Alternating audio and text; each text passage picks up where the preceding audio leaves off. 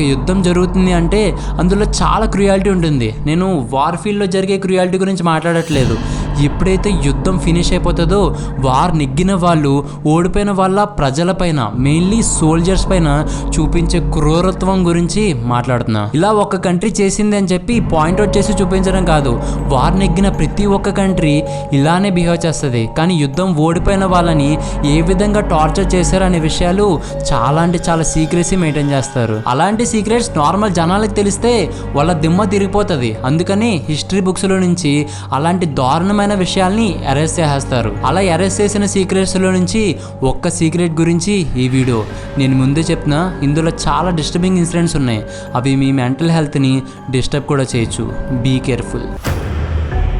Point ఏంటంటే world war 2 జరుగుతుంది. ప్రతి ఒక్క కంట్రీ తమ డామినేషన్ కోసం ట్రై చేస్తుంది.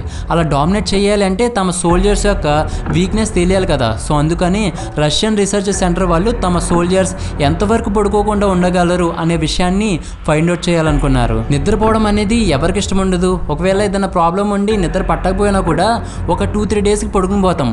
అలాంటిది యుద్ధం జరిగే టైంలో soldiers day and night fight చేస్తూనే ఉంటారు. ఒక పీక్ పాయింట్ వచ్చేసరికి వాళ్ళు కూడా నిద్ర కావాలి కదా. సో అందుకనే వాళ్ళు షిఫ్ట్ వైజ్గా రెస్ట్ తీసుకుంటూ ఉంటారు. ఇప్పుడు రష్యన్ సైంటిస్ట్ మైండ్లో వచ్చిన ఐడియా ఏంటంటే ఒక సోల్జర్ యొక్క పీక్ పాయింట్ని ఎక్స్టెండ్ చేసి తను ఇంకొన్ని డేస్ రెస్ట్ లేకుండా వర్క్ చేసేలా చేద్దామని. సో దీనికోసం వాళ్ళు ఒక ఎక్స్పెరిమెంట్ చేద్దాం అనుకున్నారు. అదే రష్యన్ స్లీప్ ఎక్స్పెరిమెంట్.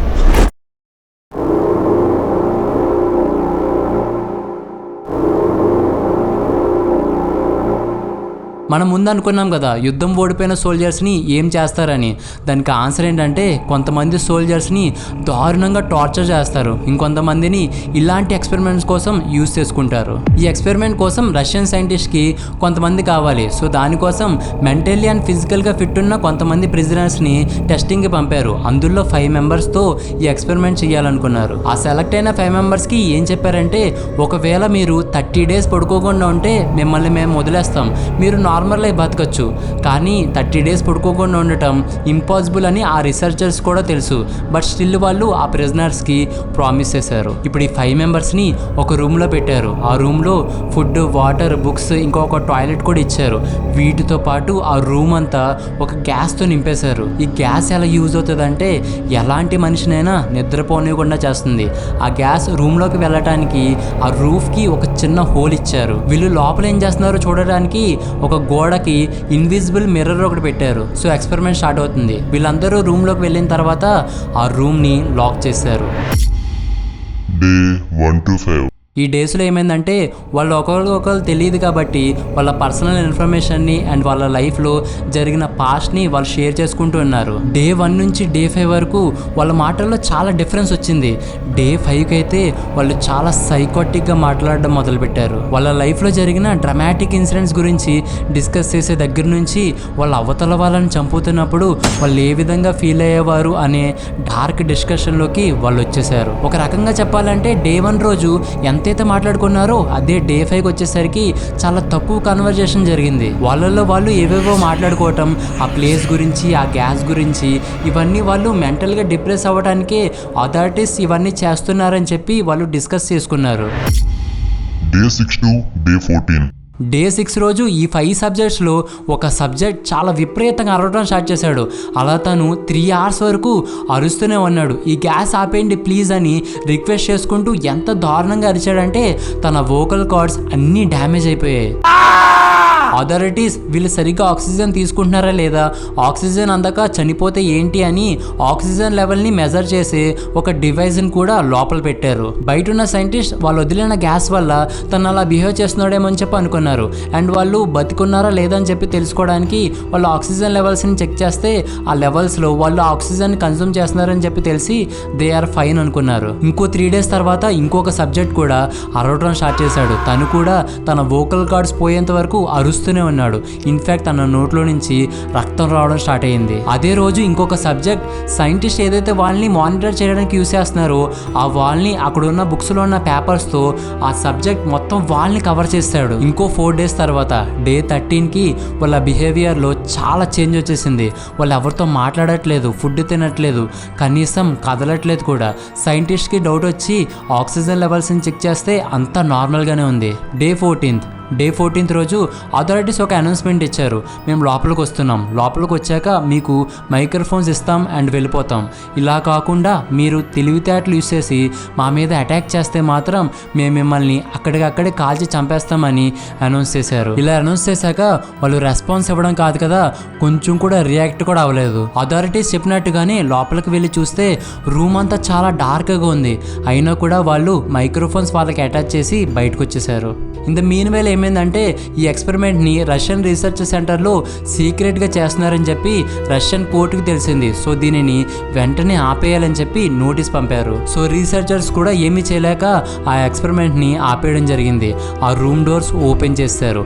ఆ గ్యాస్ ఆపేయటం వల్ల ఆ రూమ్లోకి ఫ్రెష్ ఎయిర్ ఎంటర్ అయింది. ఇప్పటి నుంచి ఈ స్టోరీ ఇంకా డార్క్ అవడం స్టార్ట్ అయింది. ఎప్పుడైతే ఆ గ్యాస్ని ఆపేశారో ఆ 5 సబ్జెక్ట్స్లో 4 మాత్రం గట్టిగా అరవడం స్టార్ట్ చేశారు. మాకు ఆ గ్యాస్ ఇవ్వండి, ఆ గ్యాస్ లేకపోతే మేము చచ్చిపోతాం, మీకు దండం పెడతామని రిక్వెస్ట్ చేయడం మొదలుపెట్టారు. ఈవెన్ వాళ్ళు 5 days నుంచి ఏం తినకపోయినా కూడా ఇంత ఎనర్జెటిక్గా ఎలా ఉన్నారని చెప్పి అథారిటీస్కి ఏం అర్థం కాలేదు. కానీ ఒక్క సబ్జెక్ట్ మాత్రం అలానే సైలెంట్గా ఉన్నాడు, ఎటువంటి రెస్పాన్స్ ఇవ్వట్లేదు. ఈ 4 members యొక్క హెల్త్ కండిషన్ అర్థం చేసుకొని వీళ్ళకి ట్రీట్మెంట్ ఇప్పించారు. ట్రీట్మెంట్ ఇస్తున్నప్పుడు తెలిసిన విషయం ఏంటంటే వీళ్ళు చాలా వరకు డ్యామేజ్ చేసుకున్నారు. వీళ్ళ ఫ్లెష్ని వాళ్ళ బోన్స్ నుంచి సెపరేట్ చేయడానికి ట్రై చేశారు. ఇన్ఫ్యాక్ట్ వాళ్ళు వాళ్ళ ఫ్లెష్ని తిన్నారు. వీళ్ళ బాడీ కండిషన్ ఇంత దారుణంగా చూసి డాక్టర్స్ వీళ్ళకి సర్జరీ చేయాలనుకున్నారు. ఎప్పుడైనా డాక్టర్ సర్జరీ చేయాలంటే అనెస్థేషియా ఇస్తారు. కానీ వీళ్ళలో ఒక సబ్జెక్ట్కి మాత్రం 10 to 15 times ఇంజెక్షన్స్ ఇచ్చినా కూడా అనెస్థేషియా వర్క్ అవ్వలేదు. వీళ్ళు కంటిన్యూస్లీ ఒకే విషయాన్ని రిపీట్ చేస్తున్నారు. అదేంటంటే మమ్మల్ని ఆ రూమ్ లో వదిలేయండి, మాకు ఆ గ్యాస్ ఇవ్వండి. ఆ 5 members ఒక అతని హెల్త్ కండిషన్ మాత్రం చాలా వర్స్ట్ అయిపోయింది. చాలా వరకు పార్ట్స్ రీప్లేస్ చేయాల్సి ఉంది. దానికోసం అనెస్థేషియా ట్రై చేశారు. బట్ అప్పుడే ఆ సబ్జెక్ట్ మీరు ఎంత ట్రై చేసినా కూడా అది వర్కౌట్ అవ్వదు, నేను చూస్తున్నప్పుడే మీరు సర్జరీ చేయండి అని చెప్పి డాక్టర్స్తో అన్నాడు. అతనికి సర్జరీ చేయటం చాలా టఫ్ అయింది. ఎందుకంటే అతను కంటిన్యూస్లీ నవ్వుతూనే ఉన్నాడు. వీళ్ళకి ఇలా ట్రీట్మెంట్ జరుగుతున్నప్పుడు ఒక సబ్జెక్ట్ గురించి తెలిసింది ఏంటంటే అతని హార్ట్ ఆగిపోతుంది. మానిటర్లో డెడ్ లైన్ చూపిస్తుంది. బట్ కొంచెం సేపు ఆగిన తర్వాత అతను మళ్ళీ బతుకుతున్నాడు. ఇలా ఒక్కసారి కాదు, ప్రతిసారి జరుగుతుంది.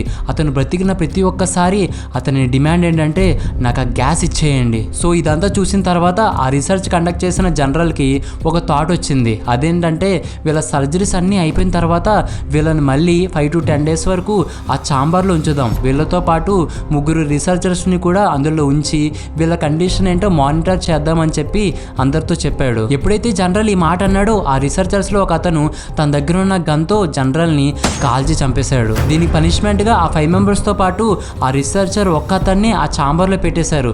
ఎప్పుడైతే ఆ 5 membersని చూశాడో అంత భయంకరంగా ఉన్న వాళ్ళని చూసి చాలా భయపడిపోయి అసలు మీతో నేను ఉండలేను, మీరెవరు అని చెప్పి అడిగాడు. ఎప్పుడైతే తను ఆ క్వశ్చన్ అడిగాడో వాళ్ళు చాలా క్రీపీగా నవ్వుతూ తన దగ్గరికి వచ్చి మీరు దేనికైతే భయపడతారో, దేని నుంచి అయితే చీకట్లు భయపడుతూ పరిగెడతారో ఆ డీమాన్స్ మేము అన్నారు. ఎప్పుడైతే రీసెర్చర్ ఈ మాట విన్నాడో తన దగ్గర ఉన్న గన్తో కాల్చి చంపేశాడు. వాళ్ళు చనిపోతూ చెప్పిన మాట ఏంటో తెలుసా? Finally we are free. That's it guys. ఈ స్టోరీ చదువుతున్నప్పుడు నాకు చాలా డిస్టర్బింగ్ అనిపించింది. మీకు ఎలా అనిపించిందో కామెంట్స్లో మెన్షన్ చేయండి. అండ్ ఇలాంటి ఇంట్రెస్టింగ్ వీడియోస్ కోసం సాదిక్ ఫైల్స్ని సబ్స్క్రైబ్ చేయడం మర్చిపోకండి. మీరు నన్ను కాంటాక్ట్ అయ్యి మీ లైఫ్లో జరిగిన హారిఫింగ్ ఇన్సిడెంట్స్ గురించి నాతో షేర్ చేసుకోవాలనుకుంటే ఇన్స్టాగ్రామ్లో మెసేజ్ చేయండి.